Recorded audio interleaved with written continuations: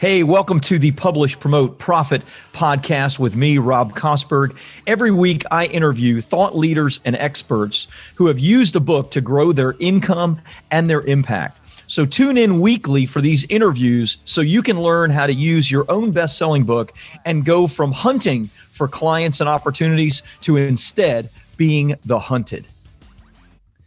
All right. Hey, welcome everybody. Rob Kosberg here with another episode of our Publish, Promote, Profit podcast. Excited to be with you today. I have a great guest I think you're going to learn a lot from. I'm actually really looking forward to speaking to her about her process to take entrepreneurs beyond the chaos of their business. Susan Fennema is the CEO, and CEO stands for Chaos Eradicating Officer. I almost said chief, so that was just ingrained in my brain. And your business, of course, is Beyond the Chaos, a consultancy for small business owners to simplify their operations and manage their projects so they can grow their businesses and get their lives back. Love that.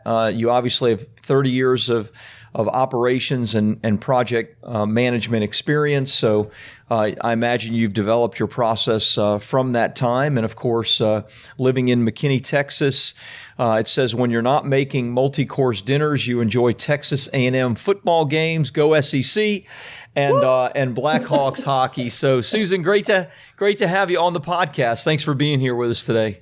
Thanks for having me, Rob. I'm looking forward to this. Yeah, it'll be fun. We were chatting, obviously, just a little bit before we got started. And, volumes of material have been written. I think probably the E-Myth comes to mind the most for me of small business owners that become trapped by their business. And that may be because of how they got involved in it, or it may be because of not knowing what they don't know. And in your case, I'm sure that that's a part of it. So maybe, let's start a little bit from the beginning. How'd you get involved in it? And did you have your own kind of problems and mistakes that you had to work through? Or what did that look like for you in the beginning?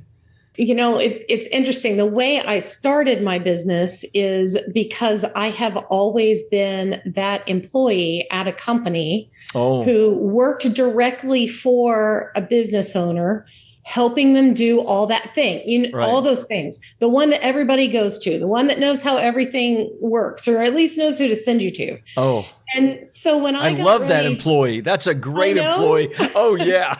I worked at a lot of places where everybody's like, oh, you need a Susan. I need a Susan. So, there was always that. And I love the way that makes me feel, makes you feel really needed. Yeah. And when I left my last company, part of why I left was I wanted more. And I just kept thinking over and over, why would I keep only working for one at a time? Right. And so that's where the idea came about of fractional COO type work. I was going to ask you about that because I saw that on your LinkedIn and I've never seen that before. I obviously fractional CFOs are common, but I'd never seen a fractional COO before. That's a very, very cool way to put it. Well, and for the companies I work with, which are usually 25 people or fewer, hiring a COO full time, that is expensive and it is a long-term obligation and probably substantially more than you need. Now, once you get to 25 people or more, you probably need someone like me, even if it's not at the C level, maybe it's an operations director or something like that. But up until that point, really hiring one full time, it's a lot of money to put out. Yeah. And it's all overhead, right? Yeah. It's operational stuff. The only time you can make money back really on somebody like that is if they're also doing project management for your clients and you have clients that require that. And then maybe you could bill some of that out, but you're not ever going to capture all of it. And one of the things I learned throughout my history is that first year and a half, man, the impact that you can make on a business while you systemize and develop processes, it's huge. Yeah.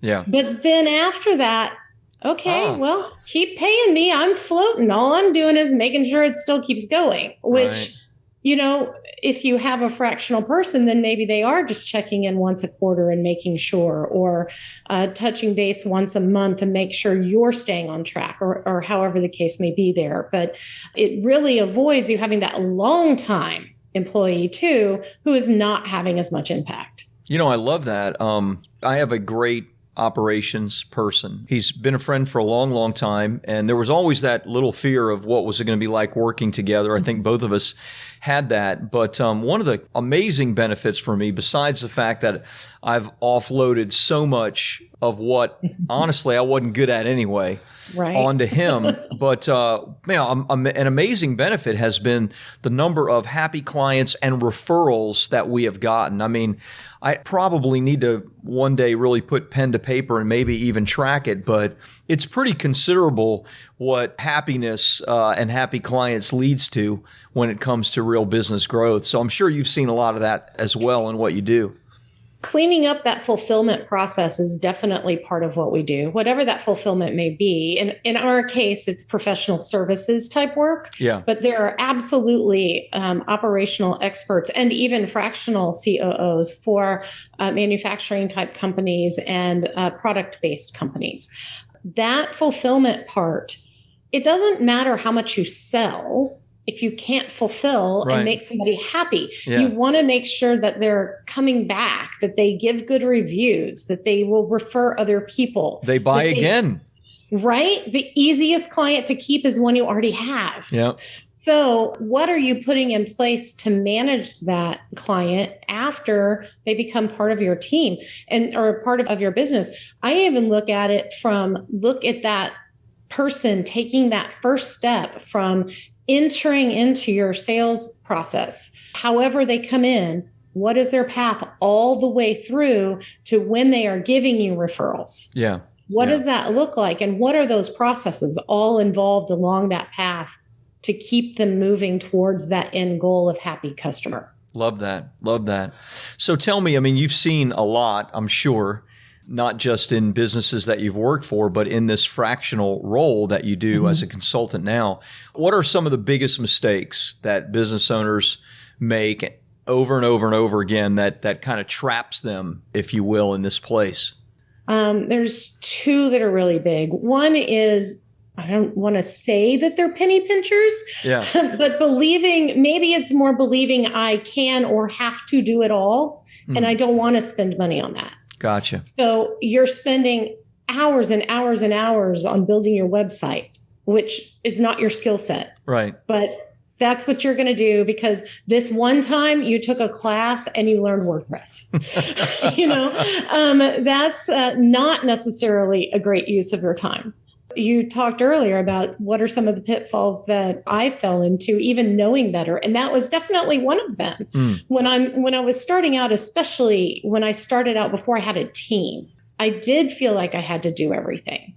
And there isn't money to give away. Right. To give away. I'm doing air quotes for those of you who can't see. Because it's not really giving it away, right? It's investing in something that somebody can do better than you. Yeah. And that's one of the main things is realizing what that hourly rate is for you and then figuring out what all of those other tasks are worth. Yes. So if you're a $200 an hour person, say that that's what your rate is, then is responding to every single email that is about a potential meeting. Is that something that you should be doing, or should you have a VA that might be $20 an hour doing that? Especially if they do it great, like mine does. She's awesome. So, thinking about it in those terms that's one of the first main things I think that small business owners get sucked into. And the other is not having any process so that they cannot delegate. So when you say it's just too much, you've finally given up. I'm going to get help. I know I should get help. Man, nobody does it right. Right. Nobody does it the way I do it. I have to do everything. It comes back to that. And that's a process issue. That means it's all in your head. It is not written down in a way that is reproducible by someone else. Yeah. And this prevents you from scaling your business. If you have to own every single thing in your head, then you can't scale. It needs to be simplified and it needs to be systemized. Nice. I love it. I love it. And I'm actually interested in your VA that does your email. She's great. She's super great. That's like one thing I've never let go of, and I probably need to let go of that, especially as my email is just floating around the whole world. It's something I need to let go of. So that's good. I really like that. That's okay. So with those two things in mind, those kind of two, big block things, talk to me about like your process. You mentioned, maybe it was while we were talking or before, that you have a 3-step process that you use. So tell me what your process is and how does it fix or fit in those two big gaping holes? So the first step in our process is that systems set you free. So we spend some time with you digging out all that stuff that's in your head. Yeah. Getting it down, I would say on paper, but no, not on paper, somewhere in the cloud where all of your team, whether they're in your office or virtual, can access it and know what the expectation is. Yeah. Getting all that set up. Now, here's the big part of this. That doesn't mean you're done. You're never done with process. Yeah. It evolves and grows with you over time. And you use it and grow it. We make changes to ours all the time because something comes up or there was a question. And if that question came up, then let's make sure it's clear the next time. Other great part about setting up the structure is that now when something goes wrong with an employee, you can blame the process instead of the person. And that's so much easier. Now, down the road, you might find that person just can't follow process. That's a whole other thing. But it's so much easier and less confrontational if you are starting with, hey, that is not the outcome that I, as the business owner, was expecting. I read this way. Where did we go wrong? Nice. Let's fix it. And then now you've educated, you've updated, and the next time it shouldn't happen again. Yeah, it becomes what is it about the process that's broken rather than why are you incompetent, which is never a good and easy conversation to have. Yeah, that's great. And not fair, right? It's not fair. It's not fair. And most of the time what you get is a better process, a better relationship. Yeah. And now you're teamed up together to make this happen. Yeah. Because you're putting your vision into it too. They're now seeing what the vision is that I, business owner, expect and want my business to look at. So we start with that. We dig in deep and we spend probably about a month digging into what are all the tools you use? What does your team do? How many team members do you have? What hurts you the most every day? Where are you wasting time? We start with that. And then the next thing that we look at is how we start implementing all of it. So writing the processes, perhaps managing the projects, especially if you're a software developer or creative agency. If you don't have a project manager as part of your team, that can be a real sap on the business owner of managing all those details every day. Right. So getting that off the plate, making sure you have the right tools for everything from sales to your project management tool to even, how are you sending out proposals? If you need to send a written proposal because, for example, you're a software developer and you want to make all the specs clear or something, are you sending them a Word document in your email that they can't sign? Make it easy. Are you using a signature software? Yeah. That type of thing. How do you get paid? What software are you using to get paid? All of those things are things that we look at to help kind of walk you through that whole system. In that project management piece of it, which is the second piece there, we're looking at what is repeatable? What types of projects are you doing over and over again? Let's put a template in place so that we're always starting in the same place and we don't forget something and have to come back to it. Right. That's also where you get quality control, is when you start building that kind of thing too, so that you're making sure that the copy gets proofread and those steps that might go by the wayside in an emergency. And if you plan it better, there will be fewer emergencies. Right. So that's part 2. And then part 3 is really managing your interruptions. Now that you are the business owner and you have delegated and you have systemized and you have good project management in place, how are you handling your day? How are you not responding to everything and instead driving everything? So you're not letting your business drag you around like a bull with a ring in its nose. Instead, you are actually deliberately doing what your business needs. Right. And hopefully finding yourself with more free time. Love that. I love that.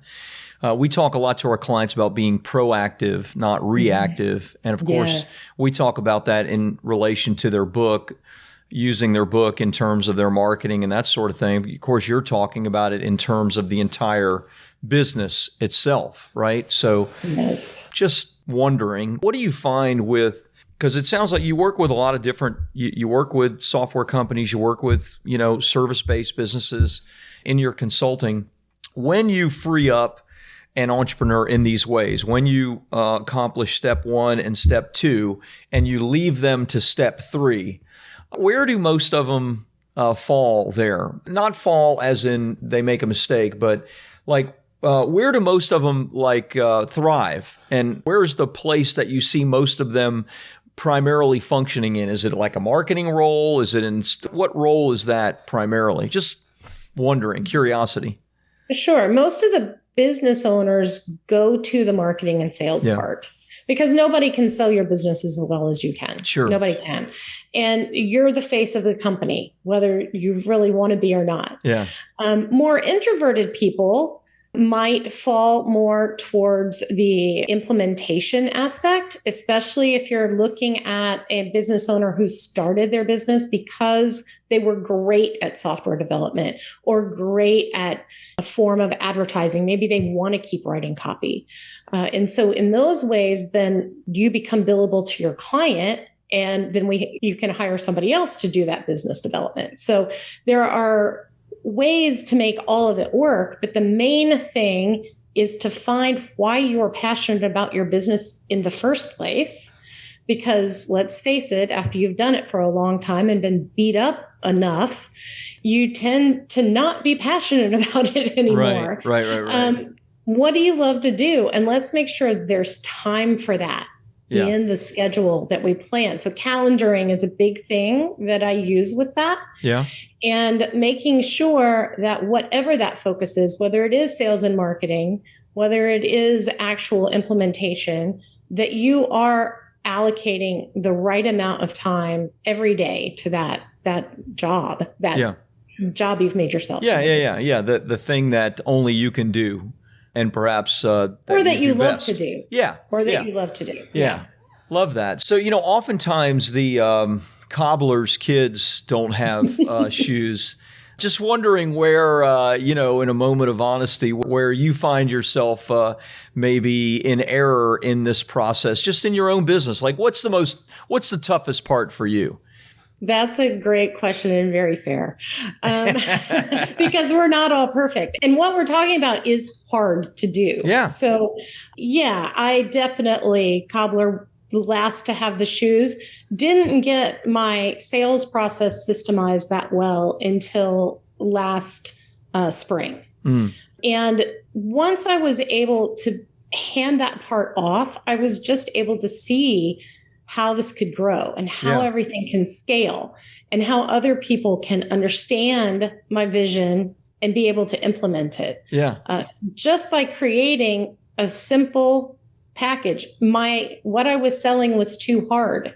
Nobody could do it but me. Nobody could do the first part but me.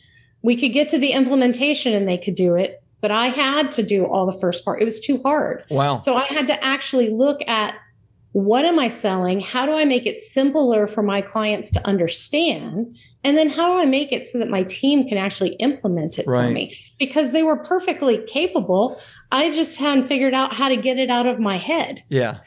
And so we did that last year, and I'm really starting to see it roll out so beautifully so that I get a check from a client and we say, hey, client, here's your consultant, and they go. Yeah. And it's great. That part has been great. But yes, that was definitely a struggle for a while. That, and also trusting somebody with my emails. Like oh, yeah, yeah. Talking about, that was hard. Back to email, yeah. And I kept saying, oh, I don't have an email problem. And I didn't. I mean, my inbox was always at zero. It's still always at zero. But like most business owners, and I still do this, man, I'm stressed. And if I just go and open my email, I can get things done, supposedly. But you're not getting anything done. You're just wasting time. Right. Right. Very true. And so, it feels like you're accomplishing something, but you're not. But now I've gotten to the point that, except for those few times that I feel like I need that break, I can actually not look at my email all day. My team alerts me when something's important, and they leave the things that I need to respond to for me to do later in the day. And now it's not also distracting me from the things at hand. Yeah, imagine you're more productive than ever. Yeah. Even if I have to go in and reply to something, I still have to curb myself from looking at everything else that's in there. So that can be a challenge too. So I'd say those are probably the two things that took the longest to get there. And I'd say right now, there is still part of the sales process in my head. I am the only one doing that part. And that part is in my head. But at some point, it does get cut off, and my team is able to even help me with that. Yeah. All of us, I think, that are entrepreneurs start in a similar way, right? I mean, it's about, we're all in two businesses. We're in the business of the magic that we provide to clients, right? Of course. But we're also in the business of client attraction, getting the next customer. And no one else, in my opinion, no one else does that as well as the business owner. And that doesn't mean that you can't get help in all of that. And so, one thing that you'll see, and I want to, in just a second, move to the first thing you talked about, which was the sales piece, because I want to talk about your book and how you're using that as well. But, one thing that you'll see is even outsourcing, like I don't do any sales calls or any of that. And we drive 300 to 500 applications a month to work with the company. But I know if I was involved more directly, we would close a lot more than we do. A higher percentage we would close, just because, like you said, I'm the face of the business. Being the face of the business does matter when it comes. I'm the one that's written the best-selling books, et cetera. But that's just not the business that I want to have, right? And that's not the best and highest use of my time to be on 80 to 100 or however many calls per month. So it's very, very good. I love the stuff that you're saying. Let's talk about the sales piece. I'd like to know what you're doing for the sales and marketing piece yourself. And you have a book. Tell us about the book, and how do you use the book to attract clients, maybe frame yourself better, grow your authority, that sort of thing. So our book is 3 ways to remove chaos from your small business. Pretty straightforward. Pretty clean. And I just told you the 3 ways. We use that book in our sales process as a giveaway, actually. It's free. You can download it on our website. Yep. And it pushes people through that process. So the first part is educating them. And that's what this book is for. It is that education. And then at the end, we're giving them the opportunity to fill out an audit. In that audit, we ask a bunch of questions, and then we go through all of those, and we prepare 3 customized suggestions for them to improve their business based on those questions. No kidding. And that begins our sales process. Yeah. So that call is our sales process. Nice. Are they 3 solutions based on investment level? Is that how? What are the 3 different various levels of solution? It's usually not levels based on income. It's usually flat out suggestions. Okay.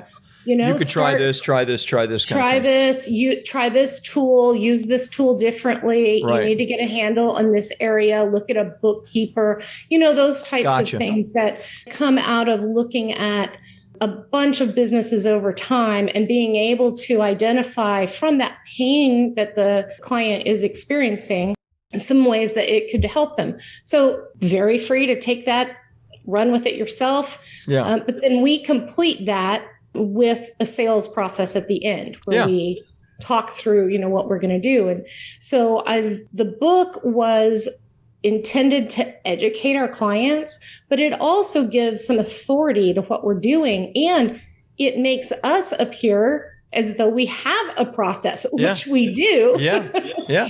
So it has been threefold, really, in helping us be able to explain better, just like you were asking. I haven't heard of the fractional COO. What is that? Yeah, it's great. That might be a cool title for a book, Fractional COO. Yeah, that's cool. It's a great, because everyone's heard of a fractional CFO. I don't know that I had ever heard of a fractional COO, but I get it. And even your honesty in that there are diminishing returns once systems are put into place and processes are more fully developed, though they continue to develop over time, there is diminishing returns unless you're like deeply involved in customer service and other things, which as a fractional COO, I imagine that that's not the case. You don't need to be. You don't. And, yes, a manufacturing company, for example, might need more help as you install new equipment, as you do all of these types of things. And I think even with a services businesses, as you start to grow, there are going to be turning points where you need a few more tweaks, where you need a little bit more pizzazz or something to make things run a little better. But it's not always. You can build something that you can work on. And as long as you're good at maintenance of it, it will continue to work. Yeah, love it. Susan, thank you. Thanks for sharing. What a great interview. I've thoroughly enjoyed it. I don't think I like implementing those things as much as I like talking about them. You're not alone. Most small business owners, they are so creative. That's why they started their business. Yeah. They are horrible at follow through. Horrible. So that's why you need someone like me somewhere. Yeah. I totally agree. So tell us best places for people to find you, get a copy of your book, that kind of thing. Where can we send them? Go to the website, beyondthechaos.biz/ebook. Okay. You can download it there, and then all the contact information is available there too. Great. So beyondthechaos.biz. And then /ebook, but they'll also find at the .biz address, they'll find all the information on your business. It'll even be on the ebook page. Yeah. You have one-stop shopping if you just go there. Awesome. Love it. Well, thank you. Thank you for being here with us. Thanks for sharing your wisdom. And I hope you're able to help a lot of small businesses out of the chaos. Me too. Thanks so much, Rob. I appreciate it. My pleasure.